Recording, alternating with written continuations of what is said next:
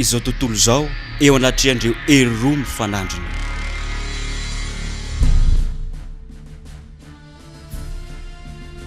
Sahiran-tsaina ireo tsangan-dravatra ny olona ary dia miezaka mitondra iran-tany mitadiny vahaolana. Mandritra izany fotoana izany anefa ireo mpino kristiana matoky an'Andriamanitra dia iaina fanandramana mahafinaritra fa handray hery vaovao avy amin'ny fanahy-masina izy ireo. Rehefa afaka izany dia hitako fa indro nisy anjely iray koa nidina avy tany an-danitra, nanana fahefana lehibe ary ny tany no hazavainy ny voninahitra. Io hery goavana izay manazava voaka an'Andriamanitra io dia tsy inona fa ny fanahy-masina ry havana. Ampasahina no ijoroan'ireo vavolombelon'Andriamanitra ka hitaky ny fahazavana ao amin'ny fiangonana ary antsony ny ondrina ny iveriny amin'ny Kristy. Mifikitra mafy amin'ny tenin'Andriamanitra izy ireo ary mampirisika ny rehetra mba hibebaka sy hankatony didin'Andriamanitra.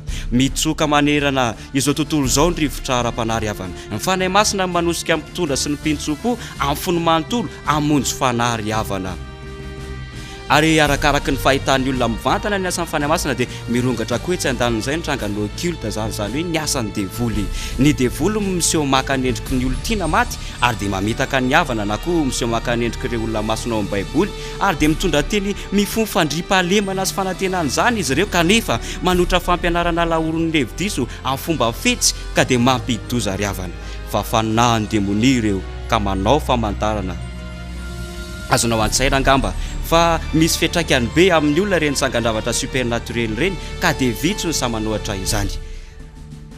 Eto indrindra ry havana dia hita fa tsy naombona nohatra ny fiakaran'ny mahafao be ny fianakaviana sy ny fiangonana ao anatin'ny olana ara-politika, moraly sy ny tontolo iainana dia mitady mafy fomba ampijanonana amin'ny firogatry ny faratsiana io ny olona izay manerana an'izao tontolo izao ka dia ifanometanana izy ireo ka hitaka lalana mafimafy mba hamerana fitsipim-piainana araka an'Andriamanitra sy ny fandriam-pahalemana eto amin'izao tontolo izao ry havana.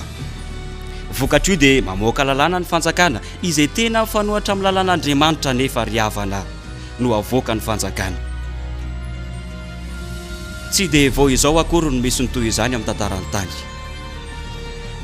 Tsaronao angamba ilay tantara ao amin'ny bokin'ny Daniela toko 7 raha noteren'i Nebokadnezara mpanjaka amin'ny Babilona tamin'izany fotoana izany ny olona eo amin'ny fanjakany mba hiankohaka eo anatr'ilay ilay sary vongana volamena izay maneho ny tenany mba hivavaka aminy dia nisy tanora Hebreo 3 lahy nefa tsy nanaiky anao izany satria fantany fa fandikana didin'Andriamanitra faharoa momba ny fanompo-tsampy izany baiko ny Nebokadnezara izany dia zdranoho izany ny mpanjaka ka dia nanome baiko hanipazana azy 3 lahy tao anaty lafaoro misy afo mirehatra midedadeda kanefa ry havana tamin'ny fomba mahagaga ny diran'Andriamanitra tsy hatra monjy ny ain'izy ireo.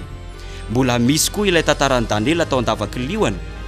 Raha tsaronao dia namoaka lalàna ny mpanjaka amin'ny Persia mandidiny olona tsy hivavaka amin'Andriamanitra hafa ankoatran'izy mpanjaka ihany mandritra ny 3 andro. Daniela kosa nafantatra fa raha mankatoan'io didio izy dia manitsakitsaka ny didin'Andriamanitra voalohany. Noho izany dia tahapasahina na noho izany Daniela nivavaka tamin'Andriamanitra isan'andro toy ny fanaony na dia haningotra ny aina ary izany. Notanteriny fahavalon'i Daniela tany amin'ny mpanjaka izay nataony ary tamin'ny alahelo no nanomezany mpanjaka baiko hanipazana ny Daniela tao an-davaky ny liona ry havana kanefa dia mbola tamin'ny fomba mahagaga indray nampisehoan'Andriamanitra ny heriny ka namonjeny an'i Daniela. Toy izany koa amin'ny andro farany manambara meloany Apokalipsy fa ny herin'ny ratsy dia hanosika ny fitondram-panjakana eto an-tany mba hampiatra lalàna mikasika ny fomba tokony hivavahan'ny olona. Ireo lalàna ireo dia toa mitondra sy mampirisika eo amin'ny toetra sy ny fiainana tsara kanefa ny marina dia manomana an'izao tontolo izao handray ny mariky ny bibidia sy ny antikristo izany.